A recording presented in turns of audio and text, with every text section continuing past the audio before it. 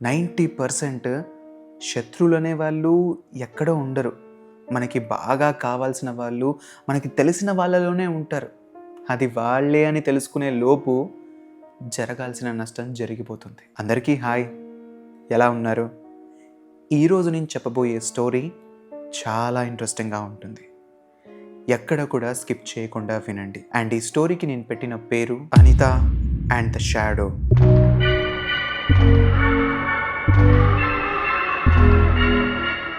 అనిత అని ఒక అమ్మాయి. తను ఒక ఫ్లోరిస్ట్. అంటే ఈ బొకేస్ ఉంటాయి కదా! అవి ఫ్లవర్స్ అన్నిటిని అమ్ముతూ ఒక షాప్‌ని నడుపుతూ ఉంది. బానే కొంచెం పర్లేదు అన్నట్టుగానే తను నడుపుతూ ఉంది. ఎందుకంటే తనకి పేరెంట్స్ ఎవరు లేరు. వాళ్ళు చనిపోయారు. తను ఇంటర్మీడియేట్ అలా చదువుతున్న టైంలోనే వాళ్ళు హెల్త్ సిక్ అయిపోయి చనిపోయారు. ఆ తర్వాత ఈ అమ్మాయి తన కాళ్ళపైనే నిలబడి ఇవన్నీ పనులు చేసుకుంటూ వచ్చింది. సక్సెస్ఫుల్గా ఆ షాప్‌ని రన్ చేస్తూ ఉంది. ఒక రోజు నైట్ తన వర్క్ అంతా కంప్లీట్ చేసేసుకుంది. వెళ్ళిపోదాం బయటికి అని మొత్తం సదురుకొని బయటికి ఇలా తిరుగుతుంది. తన గ్లాస్ విండోస్ ఉంటాయి తన షాప్‌కి. అక్కడ ఎవరో లేడీ ఇలా పెట్టుకుని ఆ గ్లాస్ లోపల నుంచి ఇలా చూస్తూ కనిపించింది. ఒక్కసారిగా దాన్ని చూసి ఉలిక్కిపడింది అనిత. ఎవరైనా సరే అంత సడన్గా చూస్తే భయపడతారు కదా! తను కూడా అలానే భయపడింది. ఆ తర్వాత బయటికెళ్ళి చూసింది ఇట్లా ఎవరు అక్కడ ఉన్నదని చెప్పి. అక్కడికెళ్ళి చూస్తే ఎవరూ లేరు. సరే నా భ్రమ అయి ఉంటుందిలే అని చెప్పి ఆ అమ్మాయి లాక్ వేసుకుని షాప్ క్లోజ్ చేసి ఫ్లాట్‌కి వెళ్ళిపోయింది. Next day morning shop open చేయడానికి వచ్చినప్పుడు తన షాప్ ముందు ఒక బొకే ఉంది. ఆ బొకేని ఇలా పట్టుకుని ఇలా పైకి చూడంగానే ఫ్రమ్ దేవ్ అని రాసుంది. దేవా, ఇదేంటి? అయినా నేను ఇలాంటిది ఎవరికి డెలివరీ ఇవ్వలేదు.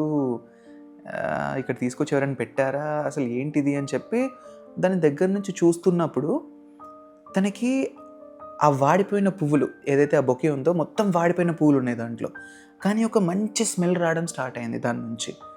తనకి అది ఇంట్రెస్టింగ్గా అనిపించింది. ఏంటి వాడిపోయిన ఈ ఫ్లవర్స్ నుంచి ఇంత మంచి స్మెల్ రావడం ఏంటి అని చెప్పి ఇంట్రెస్టింగ్గా అనిపించి, సరే దీని గురించి తర్వాత చూద్దామని చెప్పి లోపల తీసుకెళ్ళి షాప్లో ఒక సైడ్కి పెట్టింది ఒక ప్లేస్లో. సరే అని తన పని తను చేసుకుంది. నైట్ అయిపోయింది. మళ్ళీ తన షాప్ క్లోజ్ చేసే టైంకి తన షాప్లో ఒక రేడియో ఉంటుంది, చిన్న రేడియో. ఆ రేడియోలోంచి అనిత నువ్వు చాలా అందంగా ఉన్నావు అని చెప్పి ఒక వాయిస్ వినిపించింది. ఒక మేల్ వాయిస్. తనకి ఏం అర్థం కాలేదు. నా పేరేనా రేడియోలో ఇలా వినిపించింది ఏంటి? నాతోనే మాట్లాడుతున్నట్టుగా అనిపించింది. తనకి అట్లా అనిపిస్తుంది. సర్లే నా భ్రమ అయి ఉంటుందిలే, మొత్తం మార్నింగ్ నుంచి బాగా వర్క్ చేసేసి ఉన్నా కదా, సర్లే కోఇన్సిడెన్స్ కూడా అయి ఉండొచ్చు, ఆ రేడియోలో ఎవరో ఏదో మాట్లాడుతున్నారేమో అని చెప్పి అనుకుంది. తను వెంటనే వెళ్ళింది, లాక్ వేసేసుకుంది. లాక్ వేసుకుని ఇలా తిరిగింది. తన షాప్కి ఆపోజిట్ రోడ్లో ఆ లేడీ బ్లాక్ కలర్ డ్రెస్ వేసుకుని ఆ లేడీ అక్కడే నిల్చుని కనిపించింది. అనిత ఆ లేడీని ఇలా చూస్తూ ఉంది. తను అక్కడి నుంచి కదలట్లేదు, కొంచెం ఇంచు కూడా కదలట్లేదు ఆ లేడీ. సరే అని చెప్పి మనకెందుకులే అని అనిత ఇలా ముందుకు నడుచుకుంటూ వెళ్తూ ఉంటే ఆ లేడీ తల అనిత ఎలా అయితే నడుచుకుంటూ వెళ్తుందో ఇలానే చూస్తూ ఉంది. కొద్దిసేపు అయిన తర్వాత అనిత ఇలా వెనక్కి తిరిగి ఆ లేడీ అక్కడే ఉందా లేదా చూస్తూ ఉంటే లాస్ట్ అంటే ఈ గల్లీ చివరి దాటేలోపు అక్కడ వెనకాల ఉన్న లేడీ మాయమైపోతుంది. తనకేం అర్థం కాదు. ఇంటికి వెళ్తుంది, ఏంటి ఇలా జరుగుతుంది, ఏదో అన్ఈజీనెస్, తనకి ఏదో ఒక స్ట్రెస్ఫుల్గా ఫీల్ అవుతున్నట్టు అనిపించింది. సరే అని ఫ్రెష్ అయింది, తినేసింది, పడుకుంది. అండ్ 3 అలా అవుతుంది టైం. 3 AM 3:15 అలా అవుతుంది టైమ్. తన బెడ్ పక్కన ఎవరో ఒక షాడో 6 feet ఉంటుంది, అది నిల్చున్నట్టుగా తనకు అనిపించింది. నిల్చుని తననే చూస్తున్నట్టుగా అనిపించింది. అలా చూస్తూ నువ్వు నాకు బాగా నచ్చావు అని ఆ షాడో అంటున్నట్టుగా తనకు వినిపించింది. ఒక్కసారిగా నిద్రలోంచి లేచింది. చూస్తే తనకి ఇప్పుడు దాకా కన్నది కల. సరే అని పక్కనే వాటర్ బాటిల్ ఉంటే ఆ వాటర్ని తాగింది. ఇంతలో తన ఫోన్కి ఒక మెసేజ్ వచ్చింది. ఆ మెసేజ్ ఒక అన్నోన్ నెంబర్ నుంచి. అది చూస్తే నువ్వు నా నుంచి తప్పించుకోలేవు అని రాసింది. తన మైండ్ మొత్తం బ్లాక్ అయిపోయింది. ఏంటి నేను తప్పించుకోవడం ఏంటి, ఎవరిదంతా చేస్తుంది అని చెప్పి ట్రూ కాలర్లో కూడా ఆ నెంబర్ చెక్ చేసింది, కానీ ఎవరి పేరు రాలేదు. సరే అని ఫోన్ పక్కన పెట్టేసింది. ఆ రోజు తనకి తర్వాత నిద్ర కూడా పట్టలేదు. నెక్స్ట్ డే వెంటనే షాప్కి వెళ్ళింది. ఓపెన్ చేసి చూస్తే తన ఫ్లవర్ బొకే ఏదైతే ఉంది చూసారా, తను తీసుకొచ్చి పెట్టింది. ఫ్రమ్ దేవ్ అని రాసింది. ఆ ఫ్లవర్ బొకే వాడిపోయి ఉన్నది, నీట్గా ఫ్రెష్గా తయారైంది. తన షాప్లో ఉండే రిమైనింగ్ బొకేస్ ఉంటాయి కదా, అవన్నీ కూడా వాడిపోయాయి. ఆ ఒక్క బొకే మాత్రం మంచిగా ఫ్రెష్గా అయ్యింది. తనకేం అర్థం కాలేదు, నిన్న వాడిపోయి ఉన్న పూలు ఈరోజు ఎలా అంత ఫ్రెష్గా అయ్యాయి. అసలు తను ఇప్పటికే తను బాగా స్ట్రెస్లో ఉంది. తన లైఫ్లో తన నైట్ అంతా ఏదో జరిగింది. మళ్ళీ ఈ షాప్లో ఇలా జరగగానే తన మైండ్ ఏం పనిచేయలేదు. ఉన్న ఫ్లవర్స్ అన్నిటిని తీసుకెళ్ళి బయట పడేసింది. తన షాప్ మొత్తం ఖాళీ అయిపోయింది. అదే డిసప్పాయింట్మెంట్తో తను అక్కడ కూర్చుని ఉంది. నైట్ అయ్యింది. మళ్ళీ లాక్ వేసుకుని వెళ్ళిపోయే టైంకి తనకి వాష్రూమ్ అంటే అర్జెంటుగా టాయిలెట్కి వెళ్ళాలనిపిస్తే బాత్రూమ్కి వెళ్ళింది. బాత్రూమ్ దగ్గర అట్లా ఫేస్ వాష్ చేసుకుంటూ ఉంది. సడన్గా తన వెనకాల ఏదో ఒక బ్లాక్ షాడో ఉన్నట్టుగా అనిపించింది. వెనక్కి తిరిగి చూసింది, కానీ అక్కడ ఎవరు లేరు. మళ్ళీ తను ఆ మిర్రర్ ఏదైతే ఉందో ఆ అద్దంలో చూసింది. నువ్వు నా నుంచి తప్పించుకోలేవని చెప్పి అక్కడ అక్షరాలు కనిపించాయి తనకి. తను వెంటనే షాప్లోంచి బయటకు వచ్చేసింది. లాక్ వేసుకుని వెళ్ళిపోతూ ఉంది. ఇప్పుడు ఆ లేడీ ఎవరైతే ఉందో, ఆ బ్లాక్ డ్రెస్ వేసుకొని కనిపిస్తున్న లేడీ తనని ఫాలో చేస్తూ ఉంది. అనిత అలా ముందుకు వెళ్తుంది, తన వెనకాల నడుచుకుంటూ వస్తుంది. అనిత తనకి వెనక్కి తిరిగి చూస్తుంది.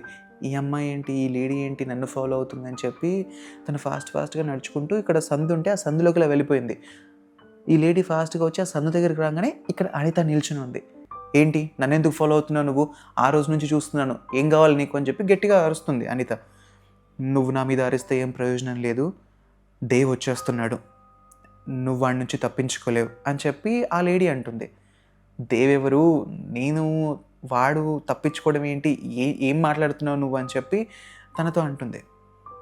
నేను చెప్పేది విను, నువ్వు వాడి నుంచి తప్పించుకోవాలి అంటే నేను చెప్పిన ప్లేస్కి ఈ టైంకి రా, ఈ ప్లేస్కి వచ్చావంటే నువ్వు వాడి నుంచి తప్పించుకోవచ్చు అని చెప్పి అనితకి చెప్పేసి అక్కడి నుంచి వెళ్ళిపోతున్న టైంలో ఫుల్ గాలి వస్తుంది. ఆ గాలికి ఆ లేడీ ఏదైతే ఇట్లా బ్లాక్ కలర్ డ్రెస్ ఇట్లా హుడీలాగా వేసుకుంటుందో అది ఇలా వెనక్కి పడుతుంది. తన ఫేస్ కనిపిస్తుంది ఆ లేడీది. అనిత ఆ ఫేస్ని చూసి, ఈ ముఖాన్ని నేను ఎక్కడో చూసానో నాకు గుర్తుకు రావట్లేదు, కానీ ఆ ఫేస్ని అనిత ఎక్కడో చూసింది. తను ఫెమిలియర్గా అనిపిస్తుంది, కానీ అనితకి గుర్తుకు రావడం లేదు. అలా చెప్పేసి ఆ లేడీ ఇట్లా పరిగెత్తుకుంటూ వెళ్ళిపోతుంది. అనిత తనని ఫాలో చేసుకుంటూ ఇట్లా వెళ్తూ ఉంటే కొంచెం దూరం వెళ్ళిన తర్వాత తను మాయమైపోయింది ఆ లేడీ. అనిత ఇలానే ఆలోచిస్తూ రూమ్కి వచ్చేసింది, పడుకుంది. దీని గురించి ఆలోచిస్తూ అలా నిద్రలోకి వెళ్ళిపోయింది. కొద్దిసేపు అయిన తర్వాత తన బాడీ పైన మళ్ళీ అదే బ్లాక్ షాడో వచ్చి కూర్చుంది. ఈసారి తన డ్రెస్ మొత్తాన్ని ఇలా తీస్తున్నట్టుగా అనిపించింది, ఇలా తీస్తున్నట్టుగా. సడన్గా తను గట్టిగా అరుచుకుంటూ లేచింది. చూస్తే తన బాడీ పైన ఇక్కడంతా కూడా ఈ గోర్లు ఉంటాయి కదా, ఆ గోర్లు ఇలా గీరేసిన మొత్తం ఇలా కనిపించింది. ఇక్కడ సైడ్ ఇటు సైడ్ 2 సైడ్లు. తను నిద్రపోలేదు ఆ నైట్, అలానే మెలకుగానే ఉంది. తెల్లారు ఎప్పుడవుతుందా అని చెప్పి ఎదురు చూస్తూ ఉంది. నెక్స్ట్ డే మార్నింగ్ తనకి షాప్కి వెళ్ళాలంటే కూడా భయం వేస్తుంది. తనకి సడన్గా ఇన్స్టాగ్రామ్లో ఒక మెసేజ్ వస్తుంది, రుద్ర అనే ఒక అకౌంట్ నుంచి. అమ్మాయి నువ్వు కంగారు పడకు, నువ్వు ఎవరి మాటలు వినకు, ముఖ్యంగా నీకు ఆ లేడీ కనిపించి ఒక దగ్గరికి రమ్మని చెప్పింది కదా, తన మాటలు అస్సలు వినకు. నిజం తెలుసుకోవాలనుకుంటే నువ్వు ఈ కాఫీ షాప్కి రా అని చెప్పి తనకు ఒక అడ్రస్ పంపిస్తాడు. తను కన్ఫ్యూజన్లో పడుతుంది, ఈ లేడీని నమ్మాలా, ఈ రుద్రాన్ని నమ్మాలా అని చెప్పి తనకు అర్థం కావట్లేదు. ఈ లేడీని చూస్తే కొంచెం వెరైటీగా అనిపించింది. తను చెప్పిన ప్లేస్ కూడా ఒక ప్రైవేట్ ప్లేస్, అదే అక్కడికి వెళ్ళడం కన్నా కాఫీ షాప్కి వెళ్ళడం నయం అని చెప్పి ఈ అనిత రుద్ర దగ్గరికి వస్తానని చెప్పి ఒప్పుకుంది. తను అన్నట్టుగానే ఆ కాఫీ షాప్‌కి వెళ్ళింది. ఆ కాఫీ షాప్‌లో వాళ్ళిద్దరు కూర్చొని మాట్లాడుకుంటూ ఉన్నారు. అనిత అడిగింది, "నన్ను ఇక్కడికి ఎందుకు నమ్మన్నారు? ఏంటా నిజం? నేనేం తెలుసుకోవాలి?" అని చెప్పి. అప్పుడు రుద్ర తనకి కొన్ని నిజాలని చెప్తాడు. ఆ బ్లాక్ కలర్ డ్రెస్ వేసుకుని అక్కడికి వచ్చిన లేడీ ఎవరో కాదు, అనితకి పిన్ని అవుతుంది. తన పేరు సులోచన. యాక్చువల్లీ కొన్ని సంవత్సరాల క్రితం ఈ సులోచన అండ్ వాళ్ళ అక్క అంటే ఉమాదేవి. ఉమాదేవి పెద్దది అండ్ సులోచన తన చిన్న చెల్లి. అయితే వీళ్ళిద్దరూ ఒక ప్లేస్‌కి వెళ్తారు. ఆ ప్లేస్ ఎలాంటిదంటే అక్కడ కొన్ని నిధులున్నాయి, లంకె బిందెలున్నాయి, అక్కడ బంగారం ఉంది అని చెప్పి చాలామంది అంటూ ఉంటే ఆ ప్లేస్‌కి వెళ్ళి తవ్వడానికి ప్రయత్నిస్తారు. వాళ్ళకి అక్కడ నిజంగానే దొరుకుతాయి అవన్నీ కూడా. అవన్నీ తీస్తున్నప్పుడు అక్కడ దానికి కాపలా కాస్తున్న ఒక ఆత్మ బయటికొస్తుంది. అది అక్కడుండే ఆ సులోచనతో ఒక డీల్‌ని కుదుర్చుకుంటుంది. సులోచనకి మాత్రమే ఆ ఆత్మ కనిపిస్తుంది. దాని పేరే దేవ్. అయితే ఆ దేవ్ అంటాడు, "నీకు గనుక ఇదంతా కావాలి అనుకుంటే నువ్వు నాతో ప్రతిరోజు ఫిజికల్‌గా కలవాలి. నేనెప్పుడు కావాలనుకుంటే అప్పుడు నువ్వు నా దగ్గరికి రావాలి" అని చెప్పి అంటాడు. సరే అని ఆ డీల్‌కి సులోచన ఒప్పుకుంటుంది. ఆ తర్వాత తనకి డబ్బొస్తుంది, బాగా రిచ్ అయిపోతుంది, తను ఎక్కడికో వెళ్ళిపోతుంది. కానీ ఇదంతా కూడా సులోచన మైండ్‌లోనే నడుస్తూ ఉంది. ఎందుకంటే సులోచన కన్నా ముందు ఉమాదేవి ఆ దేవ్ అనే ఆత్మతోటి ఒక డీల్‌ని కుదుర్చుకుంటుంది. ఎప్పుడైతే ఆ బంగారాన్ని తీశారో బయటికి, తీసినప్పుడే నీకు నా చెల్లెల్ని కానుకగా ఇస్తున్నాను, దానికి బదులుగా నాకు ఈ బంగారాన్ని ఇవ్వని చెప్పి తను ముందే మాట్లాడుకుంటుంది. అలా మాట్లాడుకున్న తర్వాత ఆ సులోచన మొత్తం కూడా దేవ్ ఆధీనంలోకి వెళ్ళిపోతుంది. సో ఆ తర్వాత ఉమాదేవి ఆ బంగారాన్ని తీసుకుని అక్కడి నుంచి వెళ్ళిపోతుంది. కానీ సులోచన మాత్రం వాడి ప్రపంచంలో ఒక ఇల్యూజన్ వరల్డ్‌లో చిక్కుకుపోతుంది. సులోచనకి ఏమనిపిస్తుంది, తను డబ్బులు తీసేసుకుంది, బాగా రిచ్ అయిపోయింది, ఎక్కడికో వెళ్ళిపోయింది. వాళ్ళిద్దరి మధ్య ఫిజికల్ రిలేషన్‌షిప్ కూడా ఉంది. అలా ఒక 30 ఏళ్ళు గడిచిపోయాయి. ఇదంతా కూడా సులోచన బ్రెయిన్‌లో నడుస్తూ ఉంది. ఎప్పుడైతే ఉమాదేవి తన చెల్లిని వాడికి గిఫ్ట్ ఇచ్చిందో, వాడికి బహుమానంగా ఇచ్చిందో, అప్పుడే తను స్పృహ తప్పిపోయింది. ఒక కోమా స్టేట్ అంటారు కదా! ఆ కోమా స్టేట్‌లోకి వెళ్ళిపోయింది. ఇదంతా కూడా తన బెడ్ పైన పడుకునుంది. తన బ్రెయిన్‌లోనే ఇదంతా జరుగుతుంది. చూస్తూ, చూస్తూ, చూస్తూ, చూస్తూ 30 ఇయర్స్ గడిచిపోయాయి. అయితే ఈ సులోచనకి ఒక బాయ్ ఫ్రెండ్ ఉన్నాడు. వాడి పేరే రుద్ర. ఇప్పుడు అనితని పిలిచి మాట్లాడుతున్నాడు కదా కాఫీ షాప్‌లో, వాడే. అయితే వీడు తన ప్రేమించిన అమ్మాయిని కాపాడుకోవడానికి, తనని ఆ స్టేట్ నుంచి బయటికి తీసుకురావడానికి చాలా ప్రయత్నాలు చేశాడు. ఆ 30 ఇయర్స్ వాడు తన కోసమే తన లైఫ్‌ని మొత్తం అంకితం చేశాడు. తను తాంత్రిక విద్యలు నేర్చుకున్నాడు, మంత్రాలు నేర్చుకున్నాడు, ఎక్కడెక్కడికో వెళ్ళాడు, ఎన్నో పుస్తకాలు చదివాడు. తనని ఆ స్టేట్ నుంచి బయటికి తీసుకురావడానికి, తను నిద్రపోతున్న తనని, అంటే ఆ కోమా స్టేట్‌లో ఉన్న తనని బయటికి తీసుకురావడానికి చాలా ప్రయత్నించాడు. ఫైనల్లీ 30 ఇయర్స్ తర్వాత దాన్ని వాడు సాధించగలిగాడు. సాధించిన తర్వాత తను నిద్రలేచిన తర్వాత సులోచన తన ఫేస్‌ని అద్దంలో చూసుకుంటే తనకి తన ఓల్డ్ లుక్ 30 ఇయర్స్ తర్వాత తను ఎలా అయితే ఉంటుందో మొత్తం స్కిన్ అంతా ఇలా దగ్గరకొచ్చేసి మొత్తం ఇదైపోయి లూజ్ అయిపోయి మొత్తం తనకు కనిపించగానే తను చాలా భయంకరంగా తనే చూసుకోలేకపోయింది అద్దంలో. తను వెంటనే దేవుని పిలిచింది ఒక దగ్గరికి వెళ్ళిపోయి. రుద్ర ఇక్కడ 30 ఇయర్స్ నుంచి తన కోసం తను బెడ్ పైన ఉన్నా సరే, తన కోసం ఇవన్నీ నేర్చుకుని చేసినా సరే, అతను ఎంత ఆపుతున్నా వినకుండా తను అక్కడి నుంచి వెళ్ళిపోయింది. ఒక ప్లేస్‌కి వెళ్ళి అక్కడ దేవ్ ఆత్మతో మాట్లాడడానికి ట్రై చేస్తుంది. ఎక్కడైతే తను ఫస్ట్ టైం దేవ్ ఆత్మని చూసిందో, ఆ ప్లేస్ ఉందో ఆ ప్లేస్‌కి వెళ్ళింది. అక్కడికి వెళ్ళి తను వాడిని పిలిచింది. వాడొచ్చి చెప్పాడు, జరిగిందంతా చెప్పాడు. ఇలా మీ అక్క నాకు డీల్ ఇచ్చింది. ఆ తర్వాత నిన్ను నా వశంలోకి తీసుకున్నాను. ఈ 30 ఏళ్ళు నువ్వు నాతోనే ఉన్నావు, నా ప్రపంచంలో ఉన్నావు మొత్తం అని చెప్పి చెప్తూ ఉంటాడు. తను మొత్తం బాధలో కుంగిపోతుంది. తన అక్క ఎందుకు ఇలా చేసింది అని చెప్పి. సరే ఇప్పుడు నాకు నా యవ్వనం కావాలి, ఏం చేయాలి నేను నీకు అంటే, సరే నాకు ఒక అందమైన అమ్మాయిని తీసుకొచ్చివ్వు, నేను నీ యవ్వనాన్ని తిరిగిస్తా అని చెప్పి దేవ్ అంటాడు. సరే అని చెప్పి ఆ అమ్మాయి ఎవరైతే తను ఉంటుందో అక్కడి నుంచి వెళ్తుంది ఆ లేడీ. సులోచన బయటికి వెళ్ళి వెతుకుతుంటే తనకి తెలుస్తుంది తన అక్క చనిపోయిందని చెప్పి. ఉమాదేవి అండ్ తన హస్బెండ్ ఈ డబ్బుని తీసుకొచ్చుకున్నారు, అవన్నీ బంగారం గింగారం అన్నీ తీసుకొచ్చుకున్నారు, కొన్ని రోజులు బాగా బతికారు. కానీ సడన్గా ఏమైందో తెలియదు, కానీ వాళ్ళిద్దరికీ కూడా అనారోగ్యం. అనుకోకుండానే వాళ్ళు ఎలా చనిపోయారో తెలియదు, కానీ ఏవేవో రోగాలు వచ్చి చనిపోయారు. కానీ తన కూతురు అనిత ఒక అనాథలాగా పెరుగుతూ వచ్చింది. ఇంటర్మీడియట్లో వాళ్ళ పేరెంట్స్ చనిపోయారు. ఆ తర్వాత తను ఒంటరిగా అయిపోయి బొకే షాప్ నడుపుకుంటూ ఉంటుంది. ఆ విషయం సులోచనకు తెలుస్తుంది. తన అక్క కూతుర్ని చూడడానికి వెళ్తుంది. తనకు అనిపిస్తుంది తన అక్క ఇలా చేసినందుకు తన పగని తీర్చుకుందామని చెప్పి ఆ దేవ్ ఆత్మని తన వైపు పంపిద్దాం అనుకుంది. ఆ విధంగానే ఆ బొకేని అక్కడ తీసుకొచ్చి పెట్టింది. ఆ తర్వాత దేవ్ ఆత్మ తన చుట్టూ తిరగడం మొదలుపెట్టింది. అయితే ఎప్పుడైతే అనిత తను సొంతంగా ఇన్వైట్ చేస్తుందో అప్పుడు మాత్రమే దేవ్ తన బాడీలోకి వెళ్ళగడు. ఎలా అయితే సులోచన బాడీలోకి వెళ్ళాడో అదేవిధంగా తన బాడీలో కూడా వెళ్ళాలి, తన గ్రిప్లోకి ఉంచుకోవాలంటే అనితనే తనని ఇన్వైట్ చేయాలి. అలా చేసేంత వరకు అది పాసిబుల్ కాదు. అందుకే సులోచన ఒక ప్లాన్ చేసింది. తన చుట్టూ ఇలా చేసిన తర్వాత, ఇవన్నీ జరిగిన తర్వాత నేను వెళ్తాను, నీకు సమస్యకి నా దగ్గర పరిష్కారం ఉందని చెప్తాను, తనని తీసుకొస్తాను, ఈ ప్లేస్కి తీసుకొచ్చిన తర్వాత ఏదో ఒక రకంగా నువ్వు తన లోపలికి వెళ్ళొచ్చు, తను నీదైపోతుంది అని చెప్పి సులోచన ఆ విధంగా ప్లాన్ చేసింది.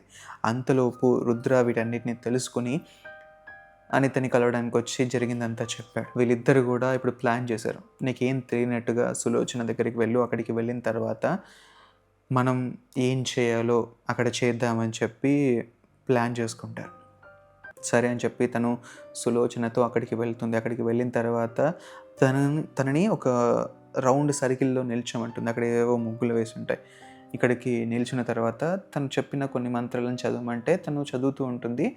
ఇంతలో వెనకాల నుంచి రుద్ర వస్తాడు. రుద్ర అక్కడికి వచ్చి ఇదంతా ఆపే, మాకు ఇక్కడ ఏం జరుగుతుందో తెలుసు అని అంటాడు. అక్కడి నుంచి దేవాత్మ ఆ సర్కిల్ చుట్టూ ఇలా తిరుగుతూ ఉంటుంది. అనిత వాడిని చూసి భయపడుతూ ఉంటుంది. ఇంతలో ఇక్కడ ఉండే రుద్ర ఎవరైతే ఉన్నాడో రుద్ర, వాడు కొన్ని మంత్రాలను చదవడం మొదలు పెడతాడు. అలా చదువుతున్నప్పుడు ఒక బాటిల్ ఉంటుంది. ఆ బాటిల్లోకి దేవాత్మని ఇలా గుంజుదామని చూస్తూ ఉంటాడు. ఆ దేవాత్మ దాని లోపలికి ఇలా వచ్చినట్టే వచ్చి ఇలా లోపలికి వెళ్ళిపోతుంది ఆ బాటిల్లోకి. ఆ బాటిల్ మొత్తం పగిలిపోతుంది ఒక్కసారిగా. ఆ దేవాత్మ అక్కడి నుంచి వెళ్ళిపోతుంది. వెళ్ళిపోతున్న టైంలోనే సులోచనని చంపేసి వెళ్ళిపోతుంది. ఎందుకంటే సులోచన తనని ట్రాప్ చేసి చంపాలనుకుంటుంది అని వాడు అనుకుంటాడు.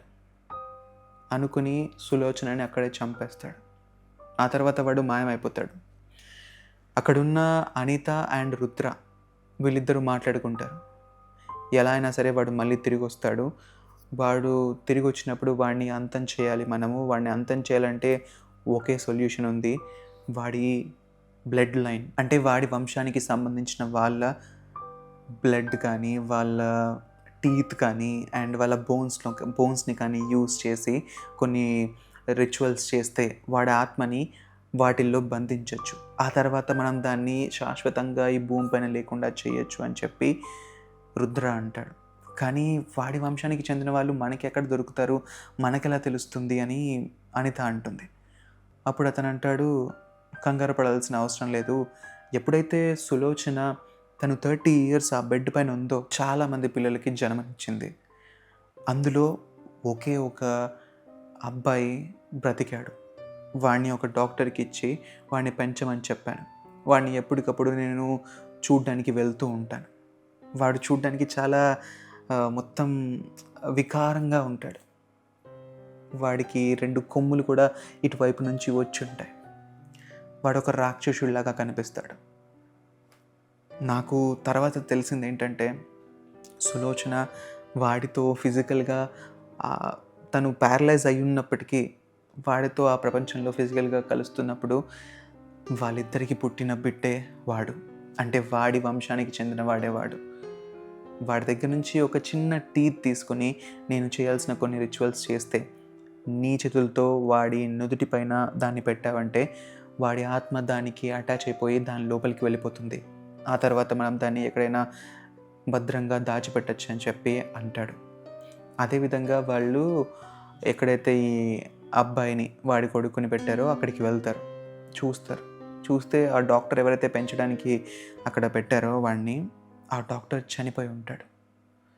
చూస్తే అలా నడుచుకుంటూ లోపలికి వెళ్తూ ఉంటే ఒక అబాండెంట్ బిల్డింగ్ వస్తుంది. ఆ అడవిలోనే ఇదంతా కూడా. అక్కడ బిల్డింగ్లో ఈ దేవు కొడుకు, అంటే దేవ్కి సులోచనకి పుట్టిన కొడుకు, ఆ కొమ్ములు ఇలా వచ్చి ఉంటాయి. వాడికి ఇంత పెద్ద బొట్టు పెట్టుకొని షర్ట్ తీసేసి వాడు అక్కడ కూర్చుని ఏదేదో మంత్రాలు చదువుతూ ఉంటాడు. వాడు పుట్టినప్పటి నుంచి అంతా నార్మల్గానే ఉన్నాడు. ఆ కొమ్ములు వచ్చడం ఒక్కటి తప్ప మిగతాదంతా మంచిగానే వాడిని పెంచారు. రుద్ర కూడా వాడిని చాలా బాగా పెంచాడు, కరెక్ట్ వేలోనే పెంచారు. కానీ ఎప్పుడైతే ఈ సులోచన నిద్రలోంచి బయటకు వచ్చిందో అప్పటి నుంచి వాడి కొడుక్కి, దేవ్ కొడుకు ఎవరైతే ఉన్నాడో వాడికి ఏవో సౌండ్స్ వినిపించడం స్టార్ట్ అయింది. ఏదేదో సౌండ్స్ వినిపిస్తున్నాయి. వాడి చెవి దగ్గరకు వచ్చి ఏవో మాట్లాడుతున్నట్టుగా వినిపించింది. అవి మాట్లాడడంతో వాడికి పిచ్చెక్కినట్టు అయ్యి అక్కడ ఉండే డాక్టర్ని చంపేశాడు. ఆ తర్వాత వాడు అక్కడికి వెళ్ళి ఆ సౌండ్స్ ఏవైతే చెప్తున్నాయో, వేరే ప్రపంచం నుంచి వచ్చే ఆ సౌండ్స్ ఏవైతే ఉన్నాయో అవి వింటూ వాడు కొన్ని రిచువల్స్ని పర్ఫామ్ చేస్తున్నాడు. అలా పర్ఫామ్ చేస్తూ ఉండగా అక్కడికి దేవ్ ఆత్మ వచ్చి తిరుగుతూ ఉంటుంది. అప్పుడు కొద్ది కొద్దిగా వీడి బాడీ ఏదైతే ఉందో, వాడి పిల్లోడు దేవ్ కొడుకు బాడీ ఏదైతే ఉందో అది స్లోగా ఇలా విడిపోతూ దాని నుంచి ఆ ఎనర్జీ మొత్తం కూడా దేవ్ ఆత్మలోకి వెళ్ళిపోతుంది. దేవ్కి ఒక రూపం వస్తుంది, ఒక కొత్త రూపం వచ్చి వాడు అంటే ఫిజికల్ ఈ వరల్డ్లోకి ఎంటర్ అవుతాడు. వాడి ఎనర్జీ మొత్తాన్ని తీసుకుని వీడి బాడీ మొత్తం కింద పడిపోతుంది. వీళ్ళు అక్కడికి రాగానే దేవు వాళ్ళని కొడుతూ ఉంటాడు. రుద్ర మెడ పట్టుకుని ఇలా పైకి పట్టి ఇలా అంటూ ఉంటాడు. పక్క నుంచి ఆ అనిత ఆ బాబు దగ్గరికి వెళ్ళి వాడిని ఇట్లా లాగుతూ ఉంటే లెవ్వు అని చెప్పి ఇలా అంటుంటే వాడు అక్కడే పడిపోయి ఉంటాడు. సరే అని చెప్పి రుద్ర సైకిల్ చేస్తూ ఉంటాడు, వాడి కొమ్ముల్ని తీసుకో అని చెప్పి. అప్పుడు అనిత వాడి కొమ్ముల్ని ఇలా కట్ చేసిన తర్వాత అంతలో దేవాత్మ వాడిని అక్కడ వదిలేసి అనిత దగ్గరికి వస్తుంది. అనిత దగ్గరికి వచ్చి నువ్వు నన్ను యాక్సెప్ట్ చేయాల్సిందే, నువ్వు నాకు బాగా నచ్చావని చెప్పి వాడు అంటూ ఉంటాడు. తనతో బలవంతం చేయడానికి ప్రయత్నిస్తూ ఉంటాడు. ఇంతలో ఆ కొమ్ము ఏదైతే ఉందో అనిత ఇలా కింద పడేస్తే రుద్ర వచ్చి దాన్ని తీసుకుని ఏవేవో మంత్రాలు చదువుతూ ఉంటాడు. ఫైనల్లీ ఆ కొమ్ముని తీసుకెళ్ళి అనిత చేతిలో ఇలా పడేయగానే అనిత దాన్ని తీసుకుని దేవ్ నెత్తిపైన ఇలా పెడుతుంది. వెంటనే వాడికి అక్కడ హోల్ పడిపోయి ఆ కొమ్ము ఇలా వెళ్ళిపోతుంది, కొంచెం లోపలికి వెళ్ళిపోతుంది. ఆ తర్వాత వాడి సోల్ మొత్తం ఆ కొమ్ములోకి వెళ్ళిపోయి ఆ దేవ్ బాడీ ఏదైతే కొత్తగా ఫామ్ అయిందో ఆ ఫిజికల్ బాడీ మొత్తం ఇలా వ్యానిష్ అయిపోతుంది. ఆ కొమ్ముని జాగ్రత్తగా రుద్ర ఒక బాక్స్లో తీసుకుని పెడతాడు. ఆ తర్వాత అనిత అండ్ రుద్ర అక్కడి నుంచి వెళ్ళిపోతారు. ఆ తర్వాత నుంచి వాళ్ళకి ఎటువంటి సమస్య లేదు. మళ్ళీ అనిత తన లైఫ్లోకి వెళ్ళిపోయి ఆ బొకే షాప్ని మళ్ళీ ఓపెన్ చేసి తన పని తను చేసుకుంటూ వెళ్ళిపోతుంది. ఇది వాళ్ళ జీవితాల్లో జరిగిన ఒక సంఘటన. ఈ స్టోరీ ఎలా అనిపించిందో కింద కామెంట్ సెక్షన్లో మెన్షన్ చేయండి. అండ్ ఇంకా ఇలాంటి స్టోరీస్ కోసం ఛానల్ని సబ్స్క్రైబ్ చేసుకోవడం మాత్రం మర్చిపోకండి. ఇక్కడ పక్కనే మీకు స్క్రీన్ పైన ఎలివేటర్ గేమ్ అని ఒక కొత్త హారర్ స్టోరీ ఉంటుంది. దాన్ని గనక ఇంతవరకు చూడకపోతే చూసేయండి.